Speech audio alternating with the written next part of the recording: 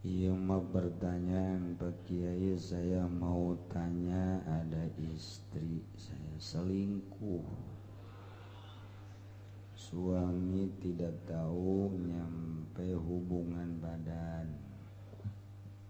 Apa suaminya ikut dosa atau tidak? Apa istrinya harus minta maaf apa yang telah diperbuat oleh istrinya? Bismillahirrahmanirrahim. Jamaah kaum muslimin wal muslimat rahimakumullah.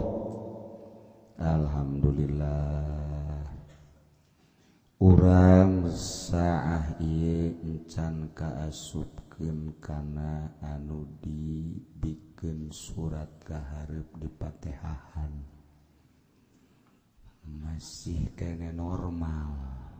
Engke mah sarua almarhum Haji Pendi Al-Fatih. Engke maksudna kabehan urang.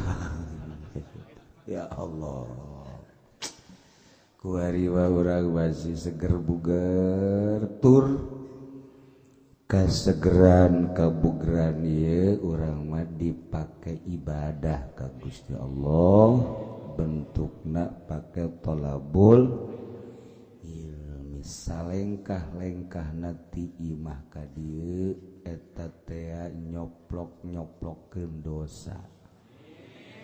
Salengkah dua lengkah datang ka dieu geus eueuh dosa. Barang balik deui amprok deui dosa.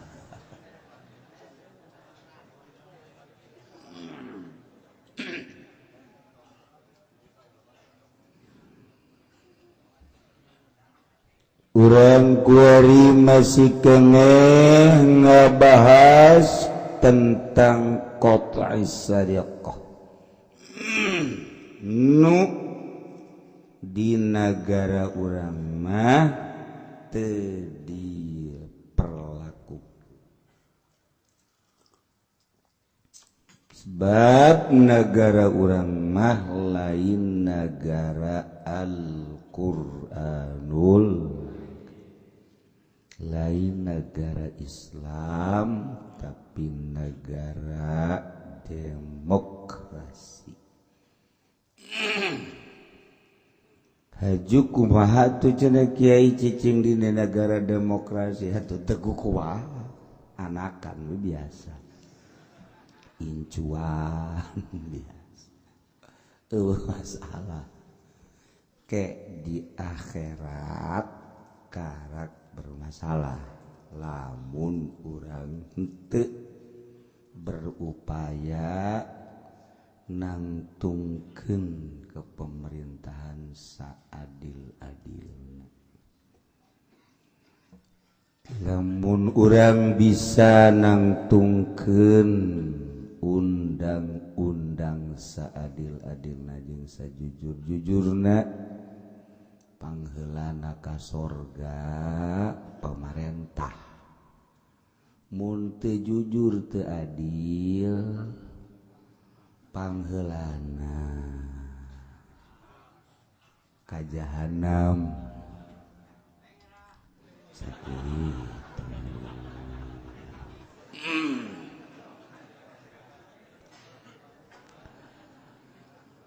Kajen kira urang kuari mah lantaran negara urang teh baheula dijajah. Kemudian urang berupaya sekuat tenaga untuk merdeka, bergerak seluruh lapisan masyarakat. Alhamdulillah dengan modal golok tarang hau, bambu runcing, urang bisa menang sehingga merdeka. Musyawarah dek ngadirikeun negara berbagai pertimbangan Alhamdulillah urang kuari merdeka nagarana demokrasi hasil pertimbangan para ulama baheula lain letik-letik ulama baheula para kiai meureun aya wali-wali lamun harita dek dijieun ke negara Islam bisa cuman mamalakna gede jadi untuk daf'ul mafasid jalbul masolih saat eta dijieunlah negara demokrasi perlu pembahasan anu panjang mun urang hayang nyaho tentang mengapa negara urang kok negara demokrasi kayak mah kudu aya pripat-pripat jeung kudu mayar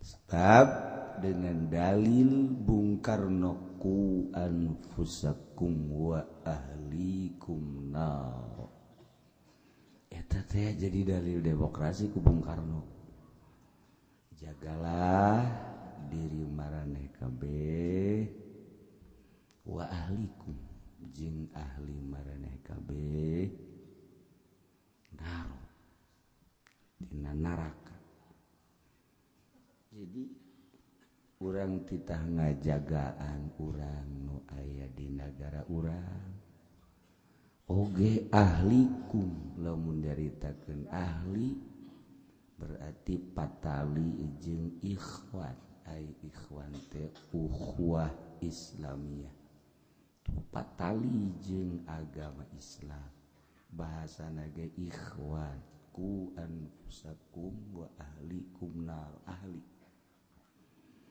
jadi atuh dulur urang nu aya di Singapura dulur urang nu aya di Belanda nu Islam dulur urang nu aya di Eropa dulur urang nu aya di Australia mun harita urang nyieun negara Islam dulur-dulur urang engke nu aya di luar negara urang bakal kena fitnah anu pohara jadi lain bae negara urang nu dijaga tetapi lain urang nu aya di negara urang ahli-ahli urang ge kudu dijaga jadi panjang dongengna lamun urang nyaritakeun mengapa negara urang jadi negara demokrasi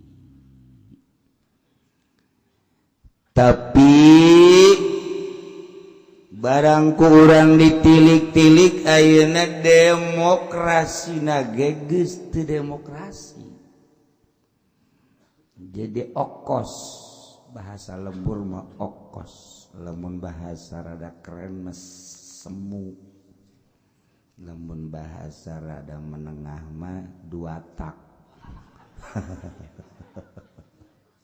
semi mobil lamun semi leumpangna mal beres jelema ge mun semi mal beres negara ge kuari semi atuh teu beres nu nyaho teu beres batur anu bergelut di politik nu bergelut di ekonomi di budaya nyaho tak teu beresanana ai urang mah urang gunung urang leuweung sapira di mana saya lahir ketos ya hadapan tanggal awi gayawan saya lahir di mana Delan lebih parah saya Kobet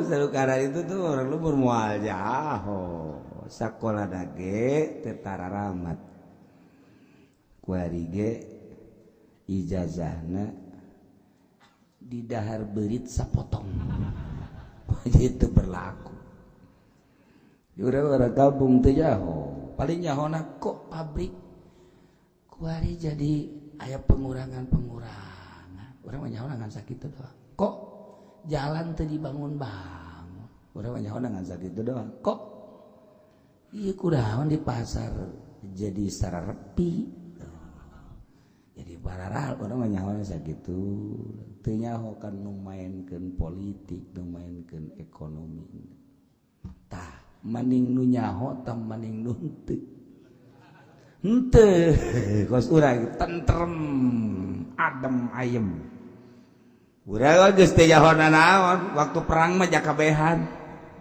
berangkat masalah geus urang mendingan kieu bae hirup teu nyahona naon wayah pilkada dibere duit nojos teu mere duit ulah wayah pilgub mere duit tojos teu mere duit ulah insyaallah bangkrut negara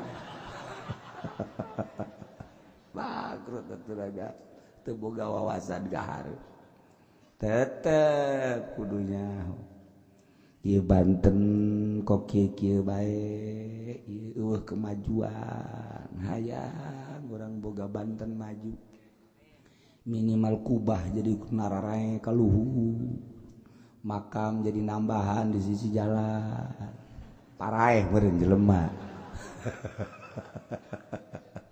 ya bajulah urang dipimpin ku sababaraha gubernur ti mimiti Ratu Khausyah pilihan Kiai Haji Fudoli tetep baik kos kieu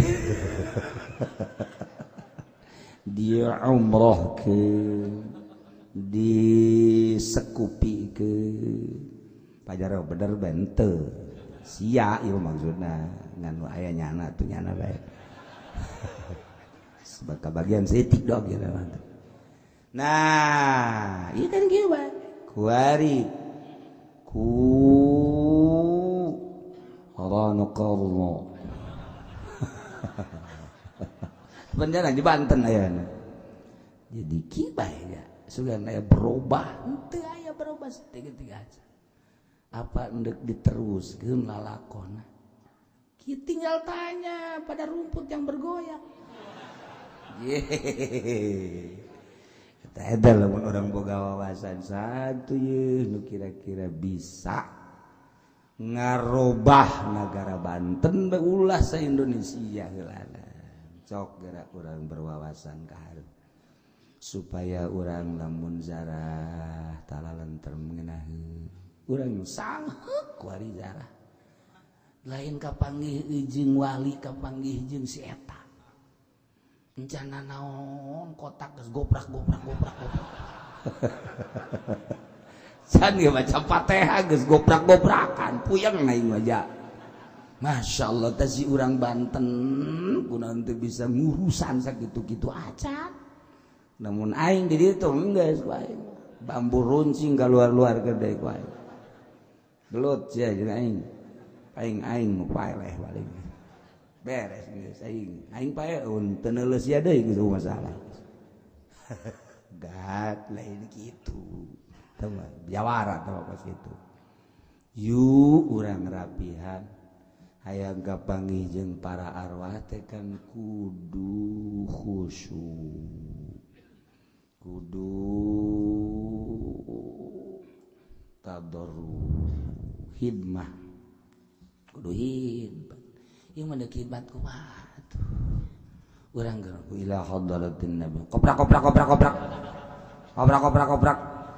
nih belah sini nih koprak ieu Fatihah ieu ka mana ieu komo di ditu mah di Syekh Asnawi masyaallah tidak boleh ziarah kalau belum ke sini enggak boleh arwahnya juga kabur sararialnya saya aduh Gusti Allah datang ke saheut urang jarah teh masyaallah ieu watak orang Banten teh geus model kos kitu nah iyalah subasaha nu bisa ngaberesan terus eta kan naon gitu ngaranna situs sangat bersejarah supaya orang mantep cara di daerah-daerah Batu. Bengenaheun urang zarahna sehat anu bisa ngarobah jalan timimiti urang lahir ka dunia zarah ka Banten teh jalan kos kitu banyak sugan ngagedean dan kos kitu bae malah mah tangkal kayu areueuh keur ieu meloba tangkal kayu bari areueuh nah iyalah biar dipikiran kan ieu negara urang negara Banten eta keur carita masalah zohir lamun urang nyaritakeun Banten secara gaib kedahsyatan Syekh Maulana Hasanuddin teh kuari teh keur ngamuk urang kumaha teh carita kitu keur ngamuk Syekh Maulana Hasanuddin teh lantaran geus eueuh nu sejalan jeung nyana lamun ieu nyana ngamuk beneran emang ngamuknya na kumaha gitu kan di Gunung Karang aya anakna paham teu anak di Baduy aya anak di Gunung Kencana aya anak Syekh Maulana Hasanuddin di Tanjung Kait aya anak Maulana Hasanuddin lamun eta geus hararuda rupana ke beda-beda nu orai rupana nu maung rupana teh nu macan rupana buaya darat memang ka dieu ge loba ieu ieu termasuk incu Maulana Hasanuddin nu terkutuk ieu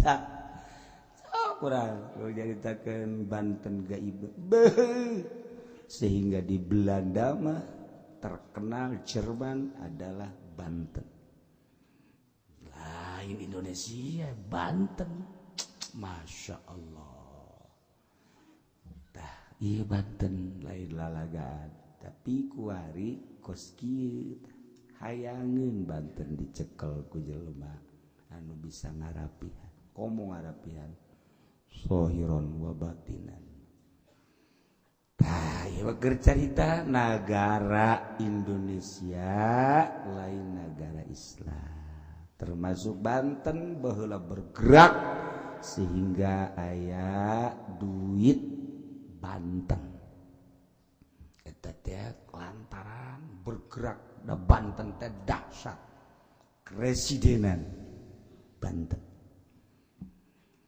kuari mah deuk nyaritakeun hukum-hukum maling di negara Islam lamun nu kamari dicaritakeun malingna maling papada masyarakat anak maling nu bapak bapak maling nu anak geus jauh hukumna kumaha cenah kiai atuh sia mah pohoan bae sih karek kamari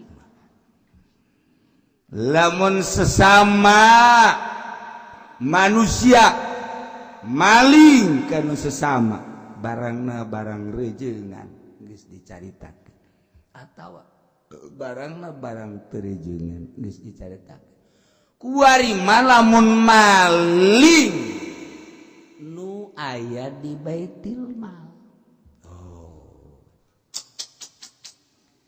negara ngabogaan simpenan jang kepentingan masoleh jeung sedekah disimpan di negara ngaran penyimpananna Baitul Mal perang bagi sebagian humus ke Baitul Mal jelema maot ahli warisna mbah asupkeun ka Baitul Mal lamun aya hasil bumi anu memang hasil bumi tersebut teh ieu geus dibagi ka hak-hakna masing-masing sisa Baitul Mal dan lain-lain sebagainya nu kudu diasupkeun ka Baitul Mal untuk kamaslahatan muslimin jang naon teh kamaslahatan muslimin teh bangun masjid madrasah pondok pesantren yayasan mun kuari mah gorong-gorong jalan etalah jang kamaslahatan atawa jang sedekah fakir miskin ieu ngaranna baitul mal tuh di urang negara demokrasi bae ge dana sosial gede di urang dana sosial di haji baik kata di haji di zaman Pak Harto datang ka kuari 1 triliun sakumaha lagi 1 triliun geus ulah nyaho bae mantak murikak bulu mangkaling tertulis kan di dinya perjiwa sabaraha di zaman Pak Harto datang ka ayeuna eta dana eta teh pohara jas masyaallah dikamanakeun eta ulah sok aya nyaho tenang bae si urang mah dagang masak paeh geus beres ya nah di ditu aduh nu ngayakeun nya nu ngabobol nya ieu walaupun di negara Islam di negara bentuk khalifah atau bentuk amir atau sultan kata negara-negara Islam di orang meraja baheula terus presiden tuh nu raja teh Arab Raja Abdullah Raja Fahad Raja Abdullah kuari mah Raja Salman geus ganti deui Raja sa emang sia mah lain poe teu nyaho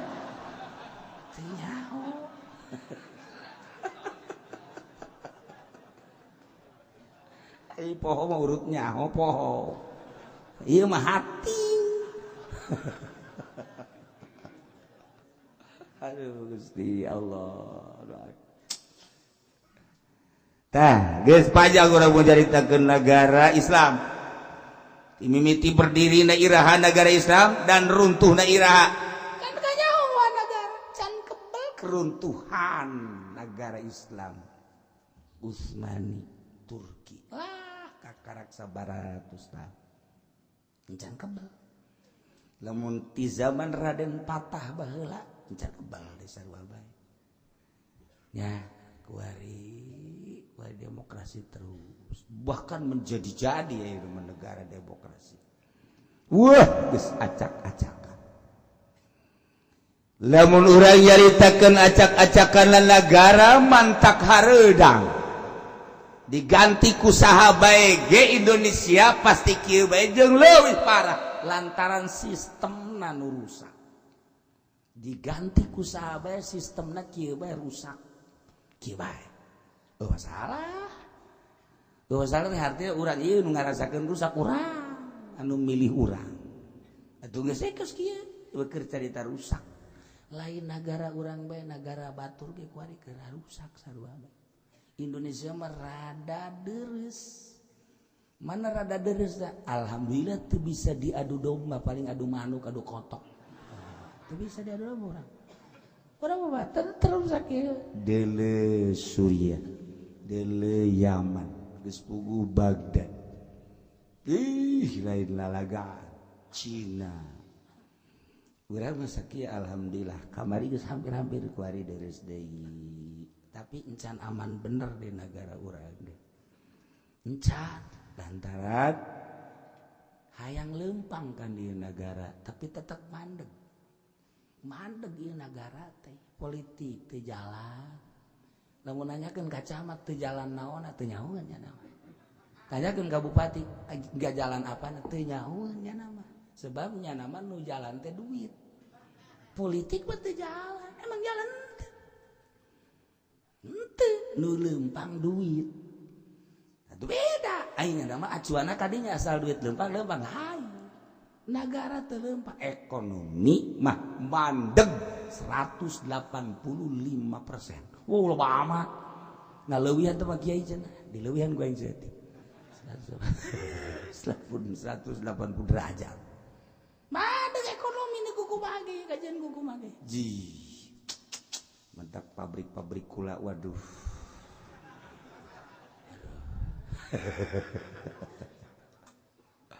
macet pabrik aja kudu kumaha masalah emang kieu nang Allah cek ilmu tasawuf nang Allah beres selesai masalah kayak para rai tungguan malodarna bae ya Soeharto kan sakitu gagana pae komo ieu leutik itu pae maksudnya pae kabeh teu leutik teu gede pae siapa sok aju sinis bae pae tapi lamun berusaha insyaallah aja KBG kumaha urang pokos urang di rumah tangga rapi teu rapina kumaha urang ribut bae urang ieu aing mah ribut bae heran cak jana teh ieu di rumah tangga aing mah geus kesel cak lalaki teh aing geus sarua ke pamajikan aduh ieu kumaha tuh coba tuh bener tuh gagahan pamajikan aing kurang kumaha balik lah bisa rahasia mulai guys gara-gara balik nah sekali dah balik ka imah ker udang-udang eta kan ngaranna bibit ribut minta duit hese eta bibit ribut panu gitu aya ku di jelema mana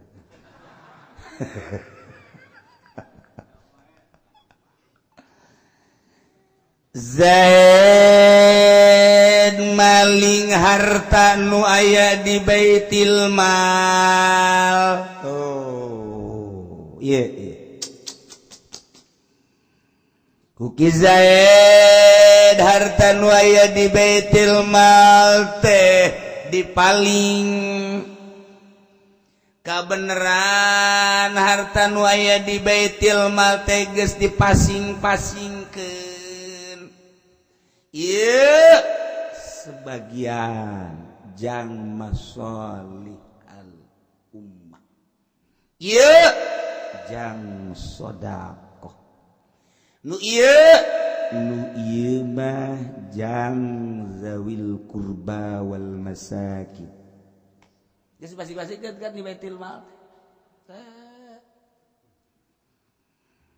tah ieu pemasingan tersebut kudu anu zatur ziroi pemimpin anu boga wawasan nu ka mana arahna nu leuwih manfaat jeung leuwih urgen kadinya etalah pemimpin contoh cara Sayyidina Abu Bakar Siddiq contoh kedua Sayyidina Umar contoh ketiga Sayyidina Utsman contoh keempat Sayyidina Ali alaikum bisunnati wa sunnatil khulafair rasyidin cekan contoh eta tah pembagian Sayyidina Umar ketika manehanana asup ka kantor mun ayeuna mah ka ruangan nu di dinya teh paranti utar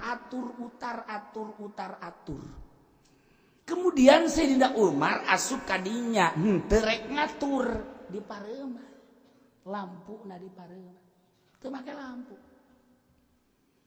tanya ku sahabat ya Amirul Mukminin ieu para rekamat teu masalah atuh mantak naon lamun dicaangkeun panjang kepentingan umat kula mah ku ari henteu keur utar atur geus kulantaran teu utar atur berarti kepentingan kula sorangan atuh haram make lampu.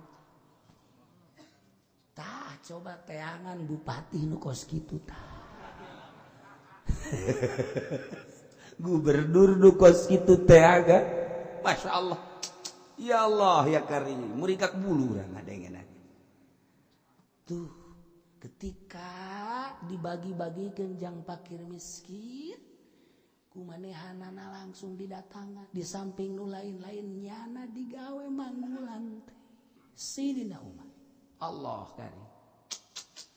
Tapi sahebat jeung sadahsyatna Sayyidina Umar anu sakitu luar biasa biasana adil moal tandingna geus menang poin numoin kenana Kangjeng Nabi nulayang tiku anil hawa in huwa illa wahyu yuha tapi ku Ibnu Taimiyah mah dicawan Sidina Umar cek Sidina Umar cek Ibnu Taimiyah mah Sidina Umar teh gede bohong mantak eta sing hade urang pembacaan buku-buku Ibnu Taimiyah nyana teh geus nyawad ka Sidina Umar nyacad ka Sidina Ali terus hade urang kuari jrig jadi Wahabi jrig jadi Muhammadiyah jrig jadi Persib eta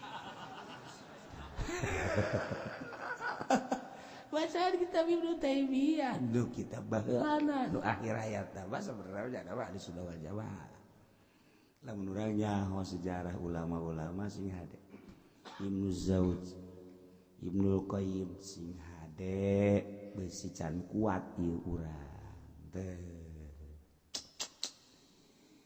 Zaid maling harta ti baitul mal kemudian anu dipalingna teh ieu anu geus dipisahkeun jang ipatin hiji golongan masakin misalna ieu teh beas di aya di baitul mal atawa dirham duit pun gua imah ieu lamarina brankas saking sia tah duit jang masakin kemudian ku Ki Zaid dibobol nu Ki Zaidna lain termasuk masakin Ki Zaid mah jelema sugih gak bobol harta baitul mal nu insirokda jang masakin berarti jana maling harta masyarakat nu nyana bagian didinya kumaha ieu cek di dina wa man ari Ki Zaid saraka anu ngabobol mal baitul mal harta baitul mal in puriza lamun geus dipisahkeun harta tersebut li taifatin jang sagolongan masakin misalna nu laisa huwa minhum nu Ki Zaid teh lain termasuk golongan masakin tertangkap Ki Zaid sidang setelah diproses nyata adalah pelaku pembobolanana potong leungeun beres saya tuh kuari dibalikeun mafhumna Zaid termasuk kana masakin kemudian ngabobol harta baitil mal nu dibobol kunyana jang masakin sedangkeun nyana termasuk masakin dibobol kunyana tangkap setelah tangkap diadili setelah diproses bahwa harta baitil mal dicolong oleh yang bernama Ki Zaid dan Ki Zaid mengaku yang dicolongnya adalah untuk Thaifah masakin sementara Ki Zaid adalah salah satu dari masakin maka Ki Zaid aman teh kudu dipotong palingan deh apa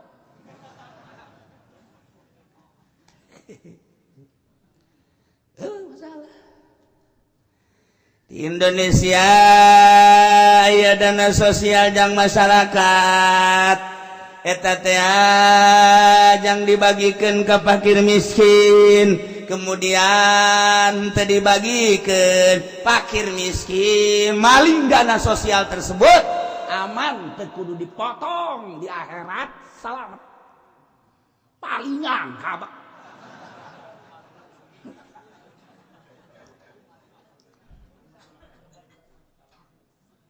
gitu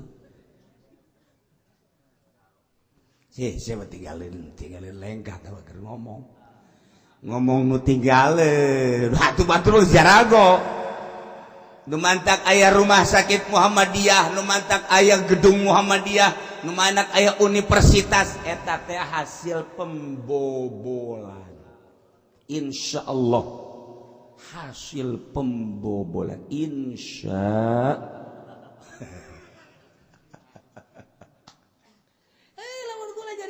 pembobolan negara atau nyaho insyaallah nyaho jasa atau tak macam kerja sama babari tak bagus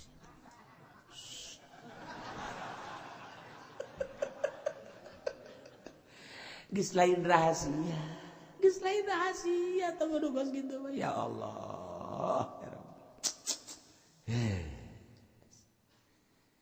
Cenah kiai nyaho bae leletikanana.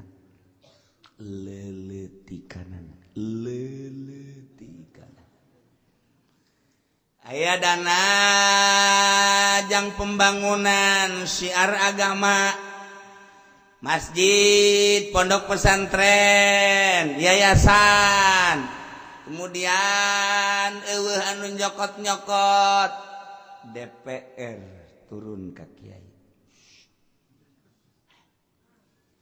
Ieu geura ngabangun. Maksudna kula nu nyiankeun proposal. Aya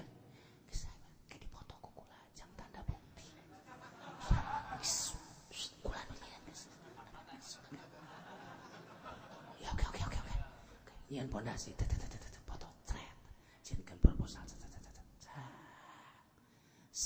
miliar ya dengan kondisi sekian kali sekian berarti dana pembangunan gambarna geus kudu aya ajukeun 1 miliar untuk tahap awal. Oke, iya turunlah 1 miliar ti dituna nu datang ka kiaina 200 juta. Ulah gandeng mah ieu sia masuk aju jeung sedikeun aing. Sia mah ih.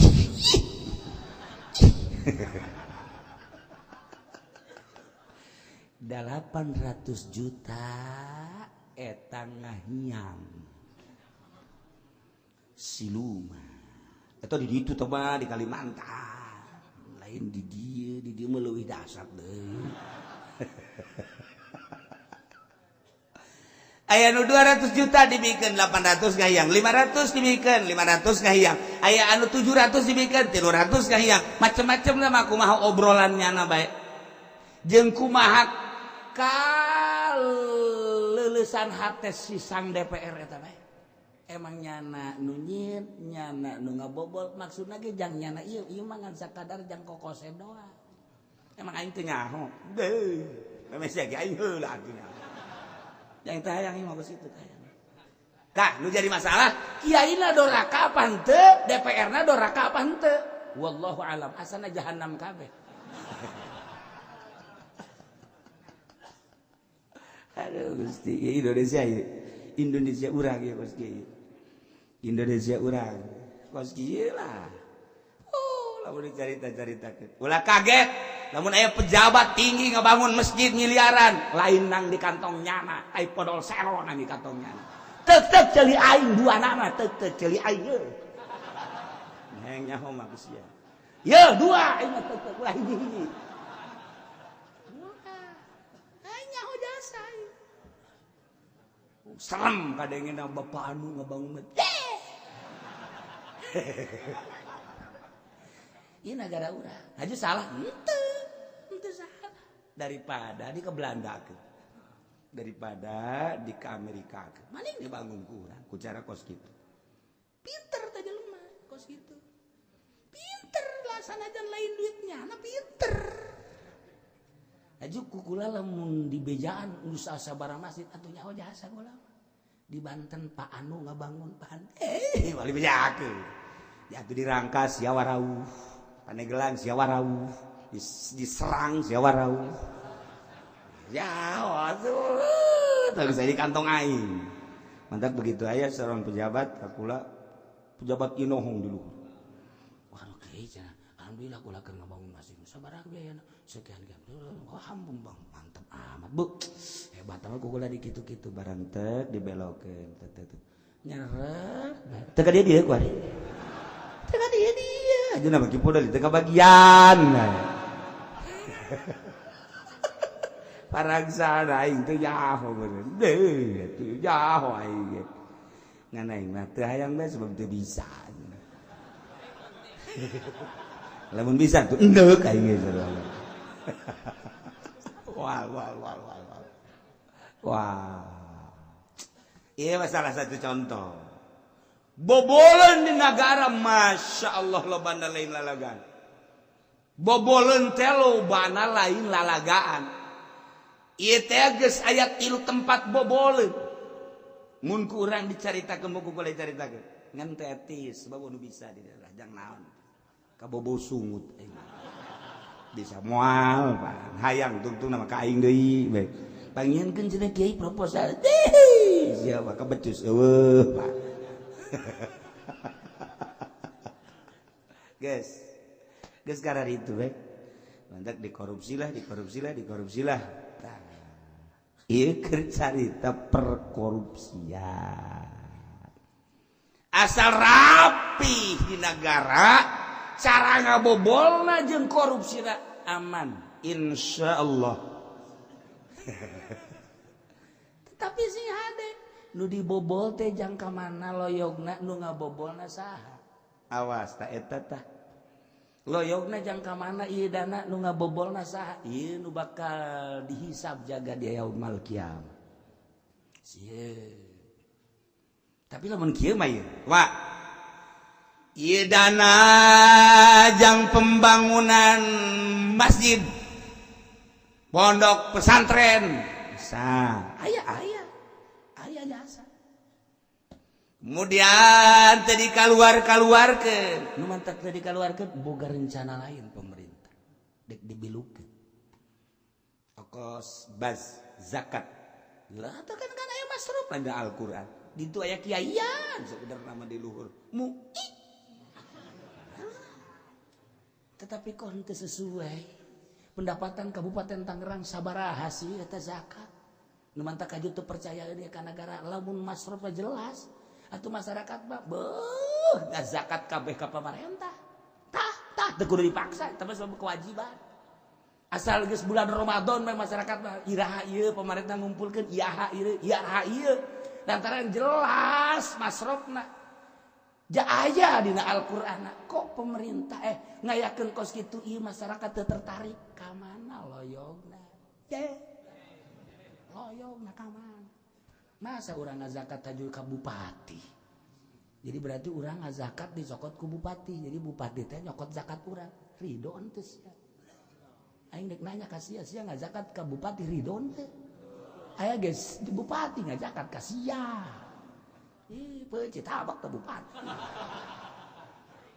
ieu keur carita ieu mah negara urang bobrok mun aya bobrokna tah kos kitu ieu mah ala kadar nyaho bae heulana atuh sabaraha hesena sih tampung zakat jaya kiaian didinya menang sabaraha miliar ieu Kabupaten Tangerang bagi sabaraha kecamatan lamun deuk bebeneran sakecamatan sabaraha desa pangitungkeun fakir miskin masyaallah karim mantap sok aing geter hayang jadi bupati ge kos kitu tah aing atuh pilih atuh ku sia aing aduh ayo ka mana ieu zakat cenah dibagikeun BHS jang kiai bener henteu sing ngabagikeun kos kitu atuh kiaina muina sing bener dia takol sia di akhirat emang aing teu neuleukeun aing cicing bae geus neuleukeun make mata batin jeung ya ka mana loyogna pan aing teu kabagian tuh siap dianggap baturnya apaan pugu aing makanya maksudna iya rusak negara rusak guys ulah leuwih jero deui kos kitu eta kakarak satu bagian beuh can lain-lain beuh nyaho ya pendapatan Tangerang ge atuh nyaho jasa sabaraha teh nu dipotong sabarahna emang kula teh insyaallah kulanya insyaallah kok kiai nyaho bae pang aing urang Tangerang aing urang Benteng babarengan yang si encek Benteng baheula atuh nyaho pendapatan di Kabupaten Tangerang sabaraha kabehna sabaraha nu ditulis sabaraha nyaho emang ditulis kabeh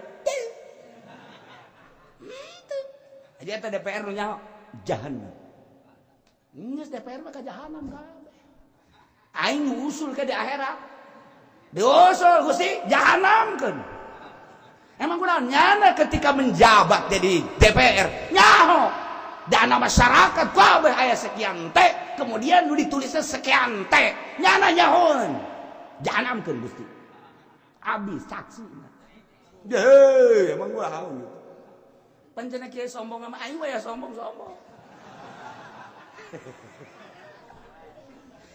Teu, sekedar nyaho kerusakan doang. Henteu teu rek nanaon. Eta Tangerang, encan Serang, can Pandeglang. Rengkas betung. Bandung, Karawang, Bekasi, munsa Indonesia kitu kabeh. Nu tercecer dana sabaraha pe. Ya, adak aing hayang jadi si presiden tah kos kitu teh. Dek di beneran gua aing mah duit nu tercecer teh sakali jadi presiden aing mah haju geussan we geus cukup lah. Aing mau nu ieu bae geus. Atuh leuwih parah tuh kumaha aduh. Emang beres tuh. Tapi urang mah aman-aman bae sebab teu nyaho masalah. Mata cekul lagi maning nu nyaho, maning teu tah kakarak dibere nyaho saeutik bae kan geus ngageter urang bener teu. Jijah heuh jadi kieu itu. Kakarak saeutik dibocorkeun. Komo mun bocorna boleh. Ye, sial cenah ieu. Jawara mah geus golok bae goblok. Kan kitu lamun dibocorkeun tah kerusakan negara. Jawara mah geus kieu bae goblok tolol. Ajuna mah pamajikan bae pan. Nu itu nu aya. Jawara mah kos kitu mangsang-mangsing. Anak bae di depak. Cak anak nanaon dia? Aing greget ka pamarentah. Greget ka pamarentah si kue aing anu di depak. Eueuh depakeun aing. Ya keur carita. Ya padahal aya pertanyaan ieu. Pak Kiai, saya mau bertanya bagaimana hukumnya apabila yang mencari nafkah seorang istri sedangkan suaminya nganggur di rumah ngurus keluarga, ngais dan nyuapin. Iya, tolol itu pertanyaan, Masya Allah. Aduh, karena pada saat ini perempuan lebih mudah mencari kerja daripada laki-laki. Pertanyaan ini kan perlu penjabaran anu panjang. Lamun sakaligus ngajawabna iya baik tapi kurang mendasar. Pada kenyataan anak kuari nu leuwih mudah kan awewe. Nah, eta kos kitu kan. Nah ieu mah urang mun nyaritakeun hukum mah geus salah bae. Lamun dikapikirkeun. Jadi lamun dikapikirkeun masalah ja anu kudu neangan apakah makan lalaki, awewe mah ngurus rumah tangga. Ja kitu kapan ka dina kitabna ge. Tapi kuari dibalik. Lalakonna ya ieu nang menang Yahudi akibat negara demokrasi seperti eta. Lamun dibalikeun negara jadi negara Al-Qur'an ya moal. Selama negara demokrasi ya kieu bae sebab walan tardo ankal yahud walan nasara hatta tattabi'a millatahum. Teridoeun tangkorak Yahudi jeung Nasrani mah. Sekiga urang nuturkeun jana. Lamun urang langsung kita nuturkeun jana saha nu dae perang siap. Saeutik ulah nyeun negara Al-Qur'an. Demokrasi. Ieu keur carita baheulanan, tapi urang mah aman-aman bae mah keur carita. Paksa kunyang. Diloloh. Ka anu endek ngabalikeun negara saeutik bae demokrasi. Nah, demokrasi terpimpin zaman Soeharto di Gus Dur dek dirobah saeutik doang saeutik geus make kuda-kuda Gus Dur bagi kiai ke nu hafal tina bahasa qaedahna kan katar. Oh, berarti dek kitu. Oh, lantaran di urang mah kurang paham kana qaedah. Ya, teu paham. Nu dijelaskeun qaedah usul fikih ku Gus Dur teh. Tak. Oh, berarti dek kadinya arahna. Ya pecat. Mal kebal aja Gus. Mal kebal ya. Bener bae. Eta teh dek ngarobah struktur negara. Tuh, tah. Ieu kuari bongan negara urang kos kieu. Perang mah urang siap. Tapi lain gitu kan Yahudi jeung Nasrani. Nah, kuari perpolitikan adalah teng dipaksakan orang dipaksa kuari Islam sehingga orang menyaritakan negara Islam teh lah nanaonan sehingga gitu kan orang padahal orang membaca Quran orang membaca kitab sehingga lah orang nyaritakan negara Islam lah nanaonan geus bae demokrasi akibat orang dipaksa titah berdemokrasi haju salah henteu kumaha sih kiai ngomong itu aing teu ngarti.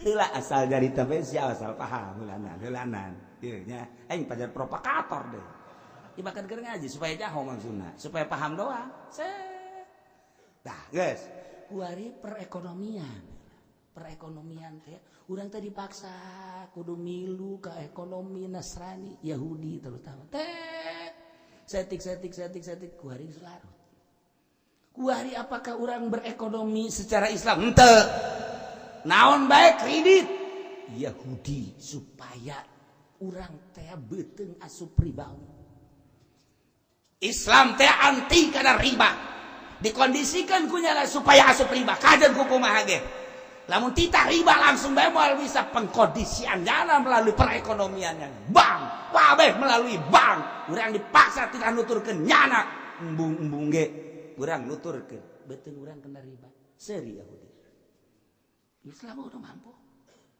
tah kabeh kudu melalui bank jual beli baheula mah urang ka meuli mobil langsung teh kudu makung bank bae kuari meuli gincu bank kuari meuli roti bank kuari modalna ti bank transaksina bank ribawi urang dipaksa beuteung urang geus kena riba nu mantak salat teu akur bae Allah usolli Allah tidak khusyuk eta akibatna usolli Allahu akbar salah hei saya takbir salat sih jadi adzan puyeng aing ieu negara nah ieu cerita pikir mah kos kieu ieu kan diceritakeun kenapa Pak Kiai saya mau bertanya bagaimana hukumnya apabila yang mencari nafkah seorang istri atuh kan jawabanana hese lamun Korea ya tidak boleh harus laki-laki sedangkan kuari kan nu bisa digawe kan awewe kok bisa kos gitu sih Kiai kan dikondisikan ku Yahudi melalui pemerintah orang masuk ke birokrasi ieu lah kuari kieu contoh letik perumahan properti saha nu ngabangun Yahudi cenapan eta aya Mang Haji anu Mang Haji duitna nang ti mana tiba Yahudi tibang ai bang boga saha negara Cina Jepang asup ke Indonesia nyana ngabangun tuh Sumarekon tuh Gading dan lain sebagainya apakah make duit nyana sorangan cadu Cina mah make duit nyana cadu mundur hanka debak moal nana kurbagena makena duit negara punya dipakai hutang dengan kekuatan nih setik nu dianggunkeun nu kaluarna triliunan maju duit negara teu maju ulang likuidasi parulang kabeh kamari zaman dedet parulang kumaha negara emang duit negara deuk kumaha eta mah gawe doang pemerintah sidang gawe eta mah secara hukum doang uang negara deuk kumaha uang negara kok bisa kos gitu sih Cina datang ke orang nyokot duit di bank udah sekarang mas saya mah tanggung beres saja orang bank kan anu ditekan udah tanggung beres saja pokoknya bagaimanapun ya saya mah terima beres ya ini harganya sekian dikasih tak artinya nama mereknya duit kurang iya urang anu bodoh Cina nu palalintah beres tah atuh tah teh lain di kantongnya ada duit urang nginjem maju alhamdulillahnya nama teu maju balik kana ka ditu masalah jadi urang nu bodoh perekonomian kuari geus sama hese sama rada hese kana sia macan kaharti lah atuh urang lembur eta ge kuaing dibabarikeun bahasana mun dihesekeun mah ya bahasa-bahasa properti jeung bank atuh sia leuwih teu ngarti aing ge kadang teu ngarti eta supaya babari doang bahasa aing dah nah kuari kieu tak Indomaret Alfamart kabeh nu saha nu Pak Haji anu emang nyana anu boga manajemen lain tanahna cenah eta tanahna ge eta teh disewa atau kerjasama ketika kerjasama kerjasama setahun mah beres kedua tahun mundur teh dieusian barang-barang nu nyana manajemen nyana nu ngatur wah nyana bebeja aduh bangkrut cek cenah bangkrut udah jual aja dijual ku Pak Haji teh udah jual jual emang maksudnya ge dibeli ieu nek dimaksudna ge dibeli jual punya dibeli punya wah barang dibeli buat dek artinya nu ngatur manajemen barang-barang nyana baheula mah nyana boga pabrik urang zaman Pak Harto mah anu masarkeun ka kampung kuari mah nyana boga pabrik nyana nu ngajual parah Indonesia ieu keur jaritakeun kabangkrutan. Perekonomian Yahudi model kos gitu. Apa eta nu boga supermarket sa Yahudi? Apakah eta nu boga Indomaret sa Yahudi? Cenah nu Pak Haji kerja sama engke apa dijual ka jeung kumaha ge nyana nu boga manajemenna. Apakah eta Pak Haji kerja sama nyahoeun kana taktik-taktik jeung cek bahasa urang mah nyahoeun kana barangna sabaraha carana kumaha mal nyaho. Berarti nu boga manajemen nyana asal nu boga manajemen nyana nu nyana. Dah. Berarti gua geus dikuasai kan ku nyana ekonomi. Tim mimiti di luhur perekonomian datang ke handap kabeh dicokot ku nyana kabeh dibawa ka negara nyana. Nyeri hati orang, nyeri lamun orang nyaho. Kok bisa kos kieu sih? Sistem nu aya di negara urang. Komo kuari Cina datang ke urang, nu nyieun pabriknya na, karyawanna nyana, aya urang nonton deuk nanaonna. Kabeh karyawanna nyana didatangkeun ti ditu ka nyana. Urang nonton, kan di urang ge loba nu teu gawe. Kok nyana kabeh sih? Ieu kumaha sih? Tuh hese. Awas tah, mulai tah siga ada tah. Sistem nu salah. Nah, ieu keur carita. Memang kos kieu di negara lain negara Islam mah. Teu keputusan nu saklek eueuh. Dilugar atuh kumaha ngeunahna otakna ahli ekonomi, otakna ahli politik ya emang politik dagena nyieun manusia. Demokrasi adalah kekuasaan pada masyarakat. Rakyat doang nu dijual, kumaha masyarakat teh horeng nyana. Anu keur utar-atur nyana. Nah, iya, lamun dipertanyakan bagaimana hukumnya apabila yang mencari nafkah seorang istri babari bae pikir mah enggak boleh seharusnya laki-laki. Sedangkan kenyataan seperti eta memang dikondisikan seperti eta. Da kumaha tuh? Haju da kumaha? Urang teh terbawa set diajak seperti eta ku Yahudi. Mau tidak mau kamu harus begitu. Asup ke pabrik, lalaki keluar. Awewe. Woi, kuari mah paranti pom cewek pom. Masya Allah. Atau kudu nama ibu bahkan lelaki. Itu bisa cewek. Tol cewek. Masya Allah kabeh nu kerja berat. Kontraktor awewe. Nimris.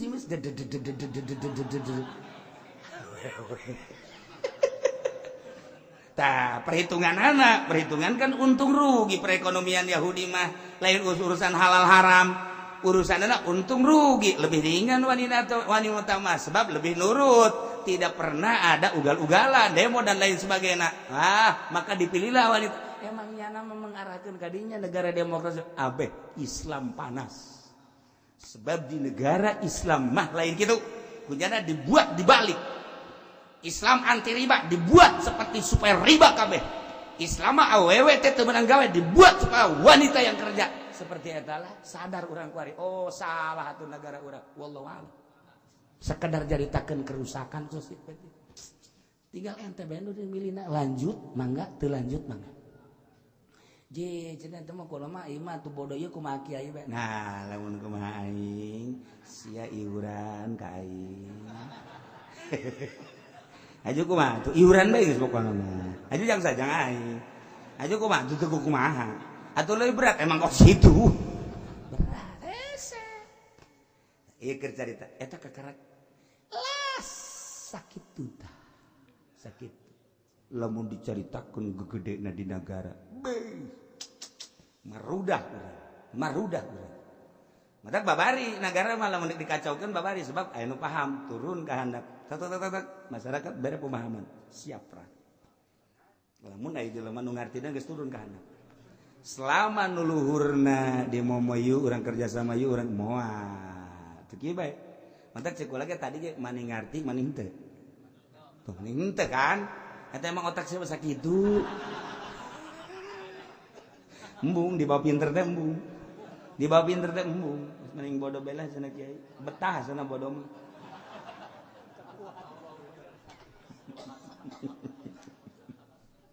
kabeh diskuari bah perpolitikan Yahudi, perekonomian Yahudi, budaya geus jelas. Budaya batu geus jelas. Masya Allah. Makanan kuari geus makanan Yahudi kabeh. Minuman Yahudi. Mantap kuari deuk kubahat. Ya Allah ya Karim. Jati pasar Kemis tu boga pabrik aya anu Haji Hasan eueuh. Aya anu Haji Soleh eueuh. Cinglu. egle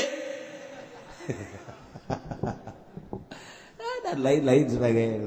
Orang batur duitnya nu pakai busa nu urang ngan ieu urang mencari kereta kerusakan seperti eta, tapi ketika carita kasuburan pangsuburna sadunia negara urang dikorupsi ti mimiti ku lurah ku camat ku bapati datang ka ku presiden datang ka ku ari teu beak-beak. Bahkan lain negara urang bae nu mengkorup di negara urang-urang luar ge emas geus dicokotan ku nyana, logam berbagai logam besi dicokotan ka uyah-uyah dicokotan, geus mah hasil laut dicokotan, minyak dicokotan. Masya Allah sakitu urang nyaho emas meleg-meleg ku Amerika, minyak kitu kene dan lain sebagainya. Sugih kene. Aturan pulau dijual pan ku salah seorang sugih kene. Urang mah teu jauh pulau nu mana, kabar doang. Ieu teh jauh ku sugih-sugih da. Urang lamun naik kapal helikopter, matak sekali-sekali coba ge. Emang kieu osok, lain osok can orang aing ge. Tapi lamun urang ke Malaysia. Ke Malaysia kan lewat Indonesia. Ningali kan ieu pulau-pulau Indonesia. Masya Allah. Sugih aing cek urang teh. Cek hate. Man sugih aing atuh negara aing. Aisyah bapak di dahar hese. Negara sugih tapi dahar hese. Kos gitulah disebutna ya itik mati di lumbung. Atuh kumaha aing bae sih? So protes bae sia mah. Atuh dibedakeun saeutik bae wayahna bae sih sing ridho atuh. Ya Allah ya Rabbi. Zaid maling harta Baitul Mal nu dipalingna jang bagian masakin sementara nyana lain seorang miskin potong. Tapi wa illa lamun memang manehanana termasuk lamun nyana termasuk bagian masakin kemudian nyana maling masalah. Wa ila lamun can dibagi-bagi pala sawanahuin kana lau hakun bil masruf lamun memang manehanana teh ngabogaan hak dina nu dipalingna kamali masalih seperti harta untuk kemaslahatan ieu teh jang kemaslahatan kantor nyana memang orang kantor kemudian ieu teh dibangun-bangun. Nah, kurang cokot bobol dipaling jangan bangun kantor. Jadi berarti dipaling jangan disesuaikan jeung fungsina masalah. Masalah. Matak aya aturan maling ti heula pemerintah teh aya nu panderi.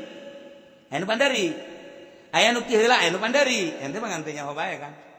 Kuari ieu uang pemerintah teh encan ketok palu kitu bae heulanan abeh babari. Berarti can turun tadana sedangkan urgen ya pembangunan jalan modalan heula kurang modalan sekian keluar cokot untung rugi terserah nu jelas untung eta kos kitu perlakuan aya nu teu heula karap dibangunkeun biasa ieu nu hebat mah tah bangun heula mun jalan-jalan mun kantor-kantor encan turun dana geus pasti ieu geus pasti ieu nyana nyaho lingna pasti engke ketok palu jang eta sedengkeun ieu urgen bangun kantor encan turun dana ditu bangun heula kurang beres turun dana karek bayar gitu masalah nah kuari mah dipaling bae ti heula kurang jang eta padahal encan masalah negara lambat berarti cara diurang kan negara lambat paling masalah ya ieu jang pembangunan masolih jang masjid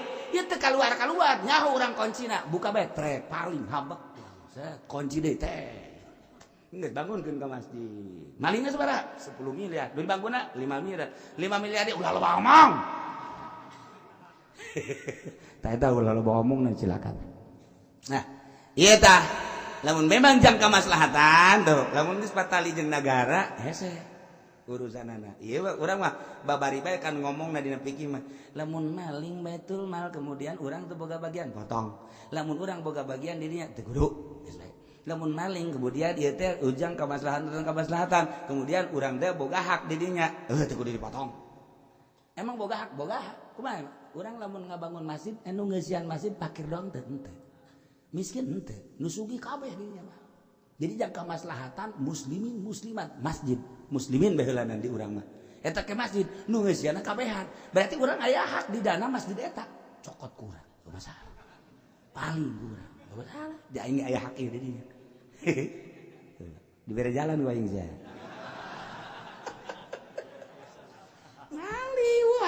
tapi lamun ieu jang pakir, urang lain pakir, hak. Tuh, lamun jang masjid, atuh masjid jang kabehan, Pak.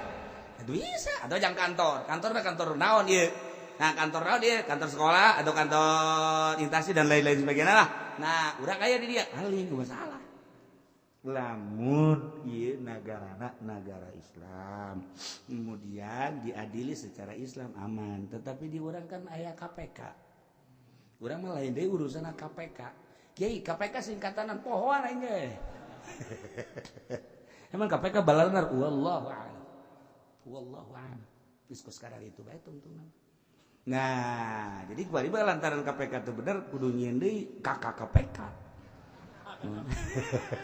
Awal eureun emang di negara demokrasi mah teu eureun. Pansus, 88 dan lain sebagainya. Dijieun supaya rapi, tetap terapi. Iya mah pertanyaan Pak Kiai, saya mau tanya, ada istri saya selingkuh, suami tidak tahu nyampe hubungan badan, apa suaminya ikut dosa atau tidak, apa istrinya harus minta maaf apa yang telah diperbuat oleh istrinya. Saya menukiki ditanya soal dosa mantu kababawa salakina mah sebab dama pribadi, urusan pribadi deui, kecuali lamun ku salakina diantep atau dititah.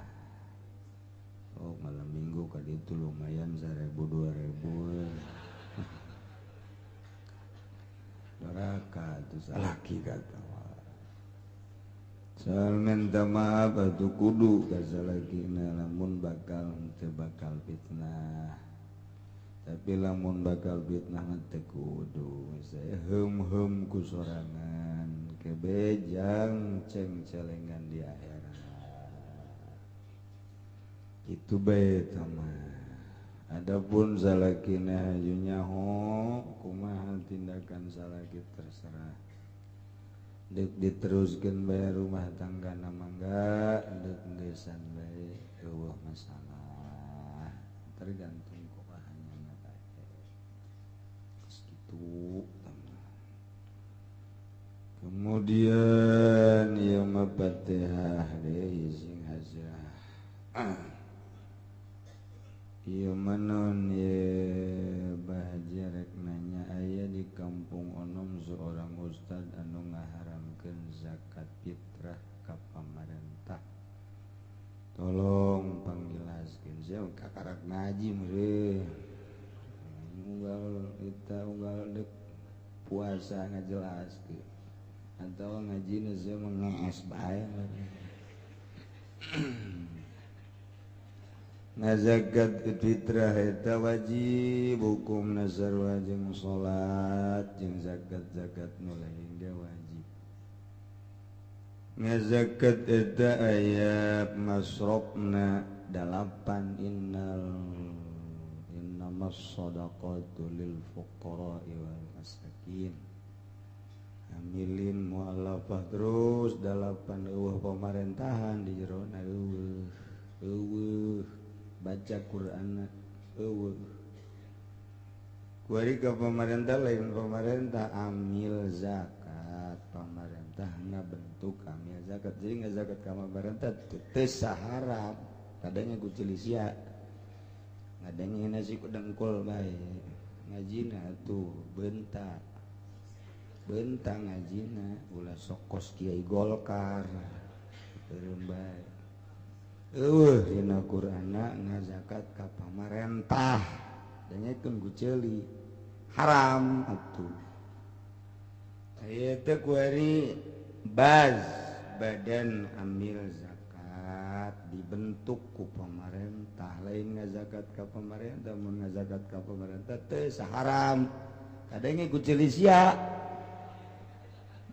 tarolol sia mah ngazakat ke pemerintah di Quran di hadis haram haram ngazakat ke pemerintah siata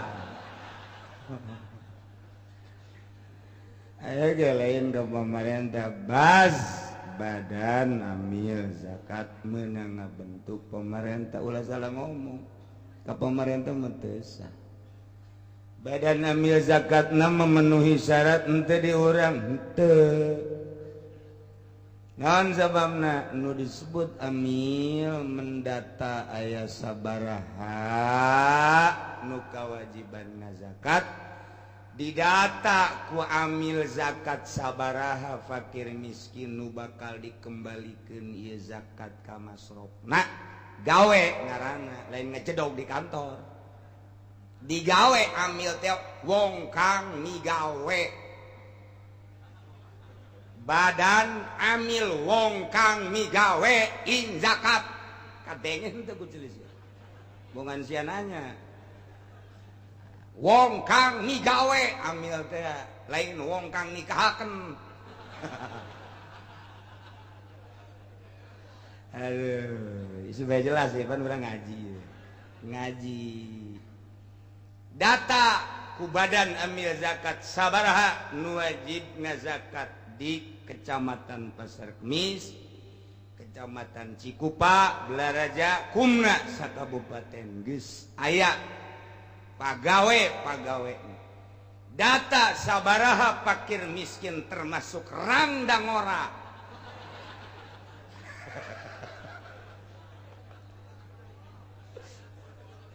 Nu kolong, tapi nu aya caian keneh. Eta pagawean baz teh beres set cokotan mawa karung badan amil zakat dibagi rantingna ka kecamatan ka desa nyana nu kudu datang ka unggal imah utusan pamarentah mawa karung data sabaraha paksa nu teu daek ngazakat teh paksa wajib ya nu mampu eta ngaranna tugas amil beres bawa ka kabupaten atawa ka kecamatan didinya bagikeun deui ku amil panggul deui kunyana sabaraha nu kudu dibere zakat tak sah ngazakat ka badan amil zakat nu model kos kitu menurut aturan agama Islam nu kitabna Al-Qur'anul kadengen teu ku ceulisnya zakat ngaranna badan amil zakat ngejentul di kantor bae tuh dikira hagawena ajo dek dibawa ke kabupaten kok tuh pernah ngadenge fakir miskin kebagian ieu keur carita Al-Qur'an keur carita bongan sia nanya ka aing mun teu dijawab aing doraka cenah eta kudu di ka masjid-masjid kan salah musola salah BHS